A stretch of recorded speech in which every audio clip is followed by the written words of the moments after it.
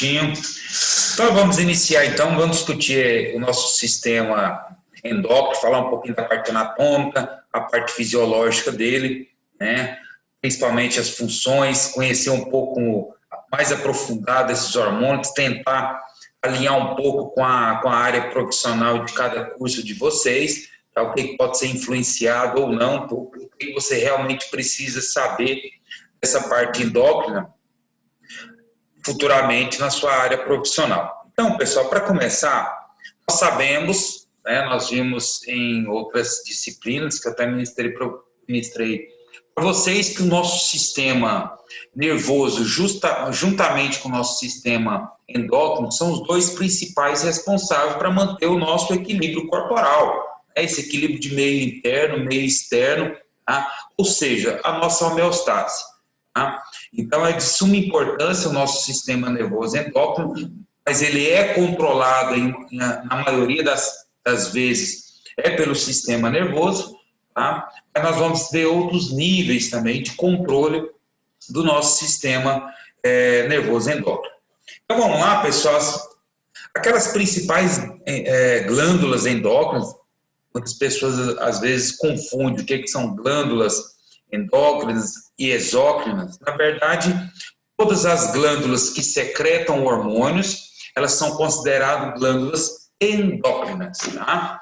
E outras glândulas, elas secretam substâncias, principalmente à base de água, tá? Nós falamos que são chamadas de glândulas exócrinas, tá? Por exemplo, nós temos as glândulas sudoríparas que secretam o suor, por exemplo, né? As glândulas salivares que secretam a saliva. Então, são substâncias principalmente à base de água. Então, está aí as principais glândulas endócrinas, né?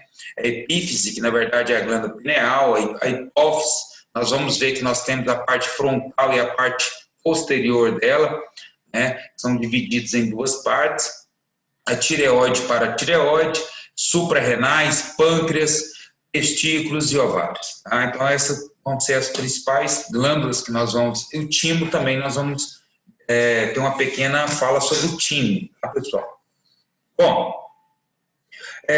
um descritivo aqui, pessoal, do William McCarter, o livro dele, que trata também a respeito da parte fisiológica. Os hormônios afetam quase todos os aspectos da função humana. Pessoal, se vocês hoje tem até um nível de estímulo, se seu coração está batendo, se você está tendo níveis pressóricos, se você está com vontade, se você está com regulação de volume plasmático, ou seja, essa parte líquida que corre na sua corrente sanguínea, muitas vezes são o quê? Controladas a nível hormonal. Tá? Então, ele regula também o crescimento, o desenvolvimento e a produção, além de ampliar a capacidade corporal de lidar com estressantes físicos, tanto físicos como psicológicos. Porque nós temos também, pessoal, aspectos que estressam o nosso corpo, baseado, claro, na ação motora, que é de movimento, né? Nós temos estressores como patologias, uma infecção, por exemplo, é um agente estressor para o nosso corpo. Nós temos também aquele estresse por parte psicológica, né?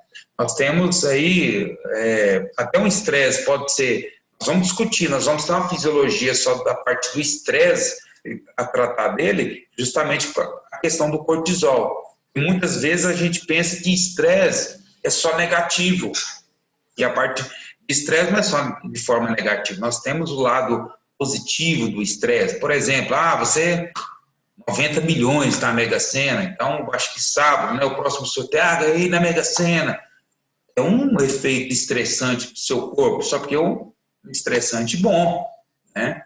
Acordar às 5 horas da manhã para poder trabalhar, às vezes é um estresse que incomoda a gente, né? Mas você acordar às 5 horas da manhã para viajar, pegar um avião para ir para a praia, vai ser um estresse o quê? Maravilhoso. Então, nós temos que balancear, lidar o que é o estresse, a parte psicológica, tá? Quando ele é bom e quando ele é ruim, ok?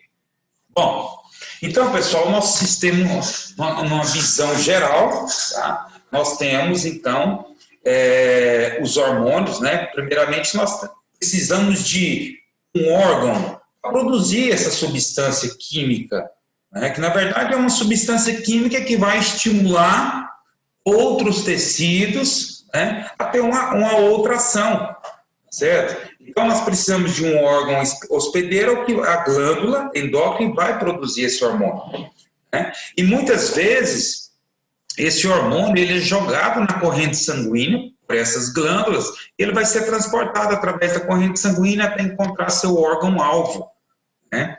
Então, o nosso organismo ele vai ter receptores específicos para esse hormônio ter uma ação específica naquele hormônio, naquele órgão. Veja bem, um exemplo para vocês.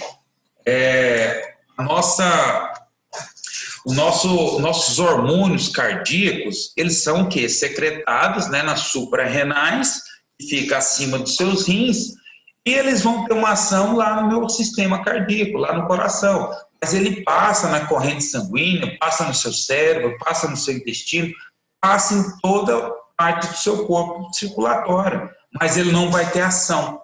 Tá? Por quê? Porque lá no coração que vai ter o quê? Os nossos receptores específicos daquele hormônio. Como nós chamamos dessa parte fisiológica aquele sistema de chave e fechadura. Tá? Só o hormônio tem a chave, só o tecido com seu receptor específico tem a fechadura, tá? Para poder fazer o quê? Para poder fazer a sua função, né, de abertura de canais proteicos, ok? Para acontecer um estímulo maior aí no tecido. Bom, pessoal, em questões de níveis, tá, hormonais, nós temos alguns fatores que vão influenciar. Tá? Por exemplo, a estimulação hormonal. Nós vamos ter certos controles de hormônio controlando a ação de hormônio. Vocês vão ver depois, pessoal, que a insulina e o glucagon, eles são hormônios que agem de forma oposta, correto? No controle glicêmico. Porém, eles vão ter um outro hormônio, tá, que vão controlar os próprios hormônios, insulina e glucagon, vão inibir a ação deles, certo? Então, é hormônio controlando a ação de hormônio. Tá? Nós vamos ter hormônios também que vão o quê? Vão ser secretados em uma glândula, tá? E vão lá estimular uma outra glândula a liberar outros hormônios. Tá? Um hormônio controlando o sistema de hormônios. Outra questão, estimulação humoral. O que é isso aí? É um controle de sais minerais, nutrientes, eletrólitos, tá? Controlando a liberação de hormônios também. Alguns sais minerais, por exemplo, como sódio, como o potássio, o cálcio, ele tem também influencia no controle da liberação de hormônios, tá? E até na inibição, ok? A terceira aí, pessoal, nós estamos falando em estimulação neural, é o que mais acontece, né? O sistema nervoso controlando a secreção de hormônios, tá? Então, isso aqui já é da parte do sistema nervoso, é o que mais acontece em si, ok? Bom, já começando a falar da nossa primeira glândula específica, tá bom? Nós vamos falar sobre essa glândula pineal, que ela é importantíssima, tá? É uma glândula muito importante que é pouco falado, tá? Pouco falado. Agora que começou, de uns tempos para cá, falar um pouco mais desse hormônio, começou até vender, né? Estão até vendendo parte de medicação, até em coisa de suplementos, tá? Esses hormônios secretados pela glândula pineal, principalmente pela qualidade do repouso, do sono, tá certo? Hoje nós vivemos numa vida tão corrida, turbulenta, né? E isso acaba influenciando o nosso poder de recuperação, de descanso em si. Então, pessoal, essa glândula pineal ela é situada no epitálamo, né, lá no sistema nervoso central. Ela tem aspectos místicos ligados a essa glândula, pessoal, que envolve, por exemplo, algumas culturas né, que envolve, que ela se fala que é o nosso terceiro olho, né? Ela fica centralizada entre os dois olhos aqui, ok? Nessa direção. E algumas culturas, ela adere a ela como terceiro olho, né? Ela produz a melatonina, tá? E regula o ritmo circadiano. O que é esse ritmo circadiano? Você tem isso, é o seu relógio biológico, né? Da hora que você acorda, costuma acordar, até a hora que você vai dormir. Né? Então, assim, aquele horário, se você for para um outro país, lá no Japão, por exemplo, lá você vai ter que mudar o seu ciclo. A hora que você estava dormindo, você vai o quê? Você vai estar o quê? Acordado e vice-versa, tá? Então, é o seu ciclo, ritmo circadiano, tá bom? Que envolve o seu ciclo biológico também, ok? Ela tem ação inibidora sobre as glândulas do corpo e é inibida pela presença da luz. Olha que interessante, pessoal. A melatonina, ela é secretada principalmente à noite em locais mais escuros, justamente porque ela tem uma ação que inibe as outras glândulas a ficar secretando, a ficar trabalhando, porque é a hora do seu repouso, do seu descanso. Tá? Então, às vezes você está com algum problema de insônia e não sabe o que é, pode ser até certa claridade lá no seu ambiente que você está dormindo, né? Geralmente vai dormir com... Hoje em dia vocês dormem e acordam com o celular, né? Então, aquela luz do celular ali, no mesmo ambiente do quarto, está todo apagado, pessoal, que lá inibe a secreção de melatonina, tá bom? Então, até uma luzinha do ar-condicionado pode influenciar em alguma pessoa, tá bom? Pode, não quer dizer que seja, tá certo? Desculpa. Então, a melatonina faz parte do nosso sistema regenerativo também, porque ela é mais secretada no nosso descanso, no nosso repouso em ambientes mais escuros. E ela tem um papel fundamental também no nosso desenvolvimento corporal, do nosso crescimento, da nossa regeneração do nosso corpo no dia a dia. Tá? Então, quando eu falei para vocês que ela está agora, de uns tempos para cá, está ouvindo muito falar nessa melatonina aí, pessoal, até medicações, tá? Farmacológico, em si, pessoas estão tomando cápsula de melatonina, tá certo? E vai ser, claro, uma melatonina sintética, né, farmacológica, que vai agir no controle do sono da pessoa, certo? Então, outro aspecto, outro hormônio que é secretado, pessoal, é as serotoninas, tá? As serotoninas têm um grande papel na regulação também do sono, tá? Do apetite e do ciclo circadiano. Por exemplo, quando você está dormindo, só um minuto. Quando você está dormindo, você não sente sono, desculpa, você não sente fome, né?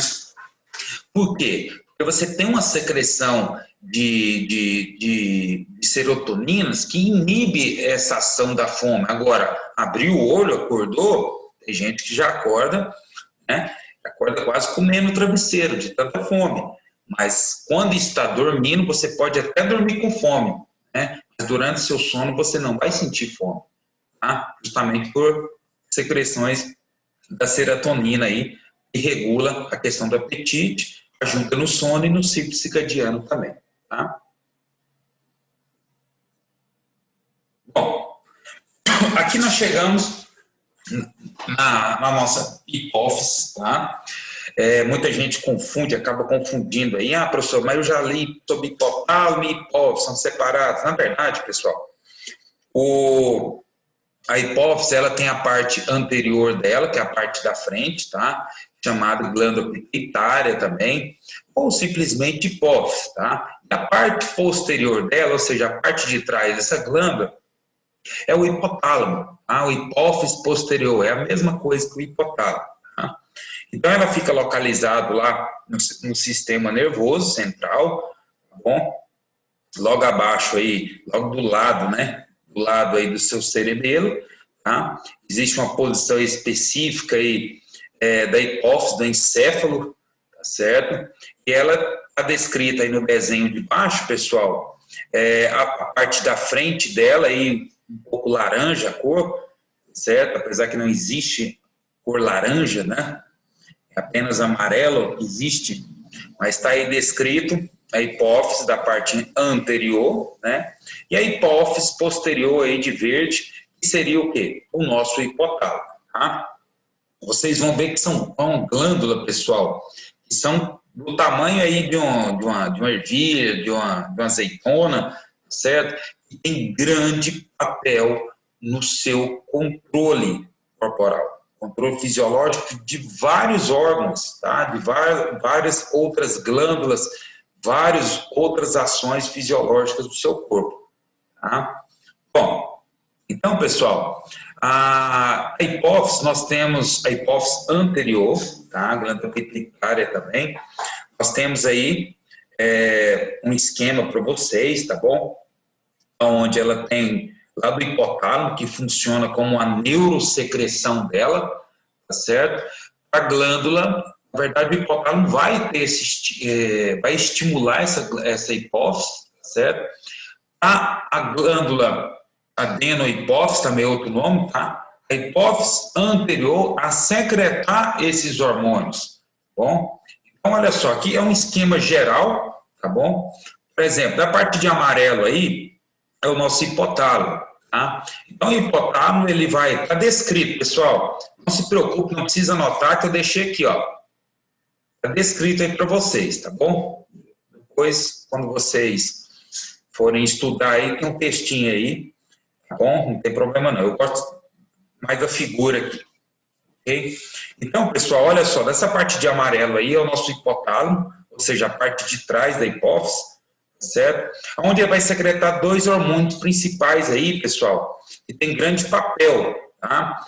Grande papel na nossa regulação do volume plasmático, tá certo? E também libera principalmente a relação, nós falamos que a ocitocina, o hormônio da mamãe, né? Por quê? O hormônio do amor, certo? Então, a ocitocina, ela tem uma função de quê? De contrações uterinas, tá? Durante o parto, tá bom? Ela tem uma ação também, de certa forma, inclusive, eu trabalhei um artigo, pessoal, eu não lembro qual turma que foi, mas eu acredito que não foi na turma de vocês, tá? Não foi na turma de vocês, foi na turma de fisioterapia, tá? Mas acho que lá do quarto período, um pouquinho. Aonde teve um estudo, pessoal, eles aplicaram, né, dosagens de citocina, tá certo? Em pacientes imperativos, em pacientes, deixa eu lembrar aqui, só um minuto. Daqui a pouco eu lembro sobre essa disfunção neurológica, tá? Em pacientes, além de ser imperativos, eles eram como se fossem antissociais, tá? Em crianças, tá, pessoal? Então, se aplicou dosagens e houve relatos, os resultados tiveram grande melhora, né? Essa relação social. Autistas, tá, pessoal? Lembrei aqui, fugiu um nome tão simples, né?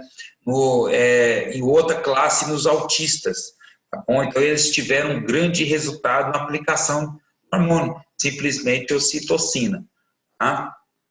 E o outro hormônio, pessoal, ela tem, lembrando que, além do útero, pessoal, a ocitocina, ela também trabalha na expulsão do leite, tá? Ela trabalha dessa forma também, tá ok? E o outro hormônio é a vasopressina, ou chamado de hormônio antidiurético, tá certo? Ele trabalha justamente para quê?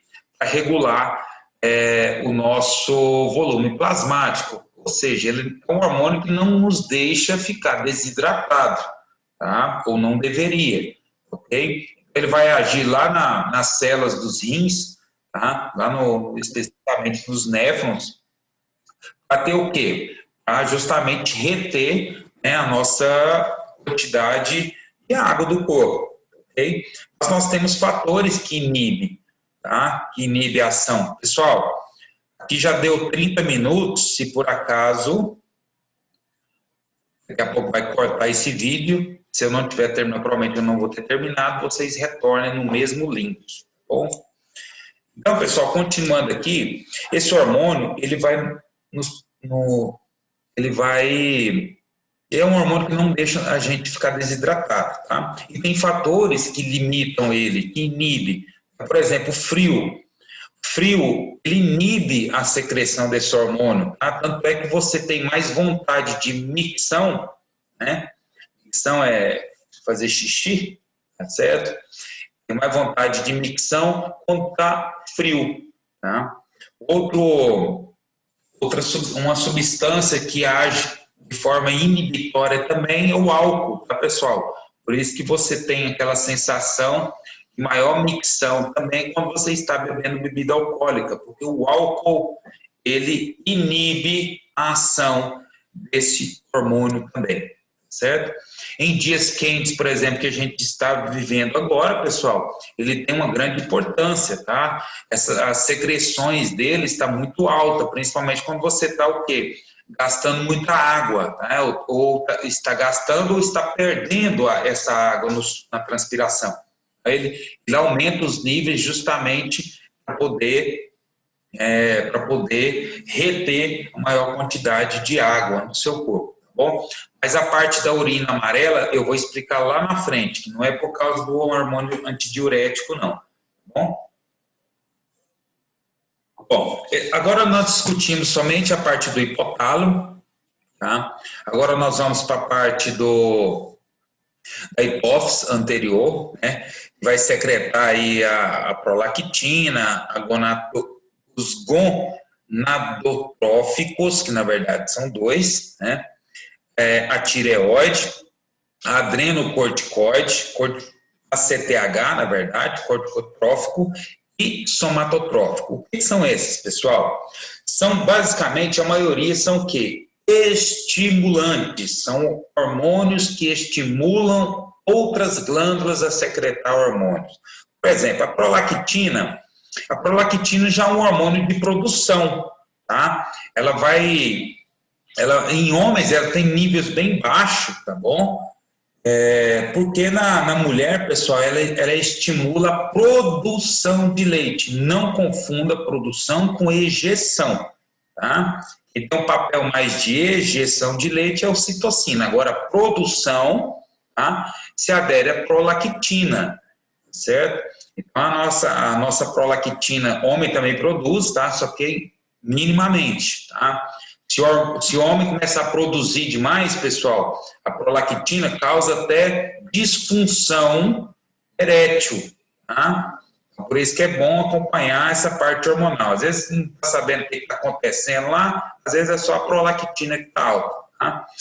Então, pessoal, a prolactina ela tem a função de produzir leite. É claro que, né, no momento de gestação em si, após o parto, os níveis de prolactina ela vão ser aumentados naturalmente na mulher, tá? Aí nós temos dois hormônios aqui, pessoal, olha só. Desculpa. O FSH e o LH, que são hormônios, tá? Que vão estimular as gônadas sexuais, testículos e ovários, tá? Nós chamamos essa classe aí de gonadotróficos, tá? Então, são estimulantes das outras glândulas sexuais a liberar outros hormônios, tá? Nós temos aí os tireotróficos, que na verdade é o TSH, né? O TSH ele estimula, ele vai ter ação lá na tireoide, que vai estimular a tireoide a secretar outros hormônios, tá? Nós temos aí o ADH, que na verdade é o adrenocorticotrófico, tá? Ele vai agir diretamente lá nas suprarrenais, né? E a parte do somatotrófico, na verdade, ele vai ter o quê? Ele vai estimular o nosso hormônio do crescimento em si, tá bom? O GH, para quem conhece também a sigla, vai o quê? Ser responsável por nosso desenvolvimento, crescimento, mobilização de tecido gordo também, tá, pessoal? Então, tá aqui um descritivo aqui para vocês, tá bom? De todos os hormônios que eu acabei de trabalhar com vocês, tá bom? De uma forma aí descritiva, as funções de cada um, o que vai estimular, tá bom? E as suas ações aí, ok? Bom, vou falar um pouquinho da ação da tireoide aqui, pessoal, da hipófise, desculpa, sobre a tireoide, tá? Então, olha só, nós temos primeiramente, a gente precisa ter um estímulo, né, para a nossa tireoide, uma ação de um hormônio, tá? Nós vamos ter lá a ação do TSH. Então, lá na hipófise, hipotálamo, se libera o que? O TSH, né? É esse hormônio que vai o quê? Estimular, bom? Vai estimular a nossa tireoide. Tá? A nossa tireoide, ela trabalha em 3 níveis de hormônios, tá, pessoal? Ela vai secretar a tiroxina e a triotironina, tá bom? Que, na verdade, vocês podem lembrar T3 e T4, tá bom? As siglas dela. E o outro é a calcitonina, tá bom? É um importante hormônio também. Nós temos 2 hormônios que controlam os nossos níveis de cálcio, né? Um é a calcitonina e o outro é o paratormônio, tá? Que é secretado pela paratireoide. Então, nós temos aí esses 2 hormônios que vão agir principalmente no nosso sistema